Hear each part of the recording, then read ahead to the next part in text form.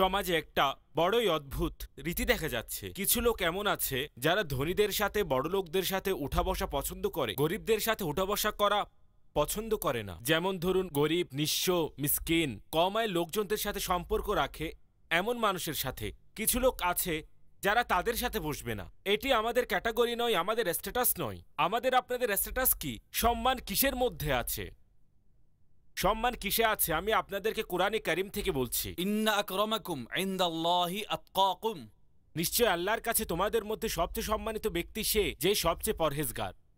আর নিঃস্ব ফকির তো ধনীদের থেকে 500 বছর পূর্বে জান্নাতে প্রবেশ করবে। আমির আহলে সুন্নাতের গরিবরাই কল্যাণে রয়েছে নামক রিসালায় এই বিষয়ে বিস্তারিত বর্ণনা করা হয়েছে। কিছু লোক এমন আছে যারা স্ট্যাটাসের পেছনে দৌড়াচ্ছে, অর্থাৎ আমার একই গ্রেডের লোকদের সাথে গিয়ে আমি বসবো। নিঃসন্দেহে এটি আপনার ক্লাসের লোক নয়, এরা হাই ক্লাসের লোক।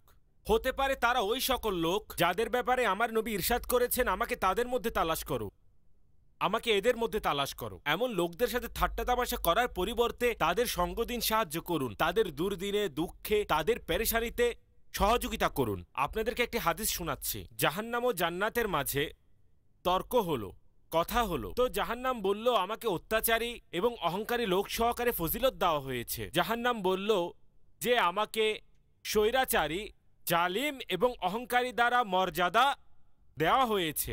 জান্নাত বলল, আমার কি হয়েছে? আমার মধ্যে দুর্বল, অসহায় ও অক্ষম লোকেরাই প্রবেশ করবে। আল্লাহ তাআলা জান্নাতকে ইরশাদ করলো, হে জান্নাত, তুমি আমার রহমত, আমার বান্দাদের মধ্য থেকে যাকে ইচ্ছে হয় তোমার মাধ্যমেই দয়া করব। এবং জাহান্নামকে ইরশাদ করলেন, হে জাহান্নাম, তুমি আমার আযাব, আমার বান্দাদের মধ্য থেকে যাকে ইচ্ছে হয় তোমার মাধ্যমেই শাস্তি দিব। এখানে দুর্বল দ্বারা উদ্দেশ্য লিখা হয়েছে ওই মুসলমান যে সম্পদ ও শারীরিকভাবে দুর্বল। পৃথিবীতে অনেক সময় এমন লোকদের সাথে সাক্ষাৎ হয় যাদেরকে সাধারণত আমরা তেমন একটা গুরুত্ব দিই না, কিন্তু আমরা জানি না যে আল্লাহ তাআলার দরবারে তাদের মর্যাদা কেমন। সরকার সাল্লাল্লাহু তাআলা আলাইহি ওয়াসাল্লাম ইরশাদ করলেন, আমি যখন জান্নাত পরিদর্শন করলাম তখন দেখলাম জান্নাতীদের মধ্যে অধিকাংশ দরিদ্র, অর্থাৎ গরিব।